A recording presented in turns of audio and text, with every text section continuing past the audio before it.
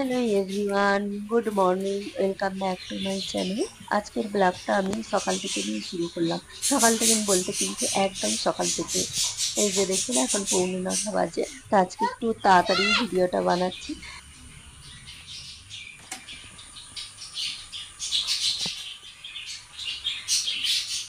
তো দেখুন এখানে কত সুন্দর রোদ্দুর উঠেছে।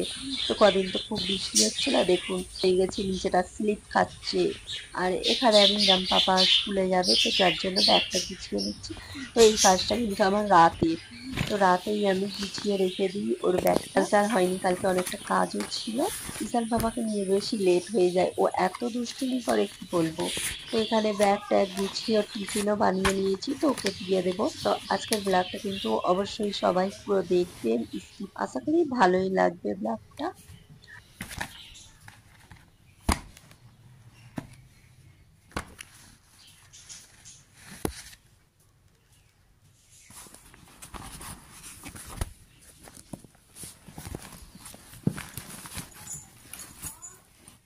তো ইরাম পাপাকে স্কুলে পাঠিয়ে এখানে দেখুন কতগুলো কাপড় ভিজিয়ে রেখেছিলাম, তো এক বালতি কেচে নিলাম। এখনো দেখুন এগুলো আমি ভিজিয়ে রেখে দিয়েছি।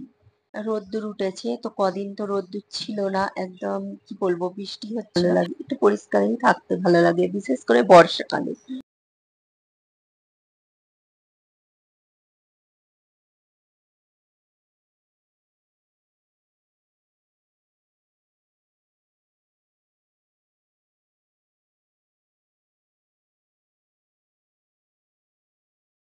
ছাদে চলে এলাম। আর ছাদটাও দেখুন এত স্লিপ হয়ে গেছে কি বলবো, এখনো কিন্তু ছাদটা ভিজেই আছে। ভেবেছিলাম আজকে সব গদি বালি সেগুলো একটু রোদ্দুরে দেবো, তো আর হলো না, ছাদটা এতই ভিজে কি বলবো। আর আজকের ওয়েদারটা আপনাদের সাথে শেয়ার করি। দেখুন কত সুন্দর, আকাশটা পরিষ্কার হয়ে আছে, রোদ ঝলমল করছে।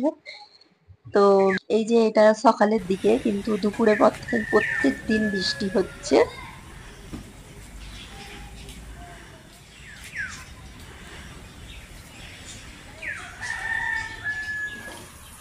এখানে দেখুন আমি কাপড়গুলো ছাদে মেলে দিয়ে এলাম। তো এখানে রান্নাটা বসিয়ে দিয়েছি। তো তেমন কোনো আজকে রান্না করছি না, চিকেনই করছি, সবজি আর কিছু করছি না।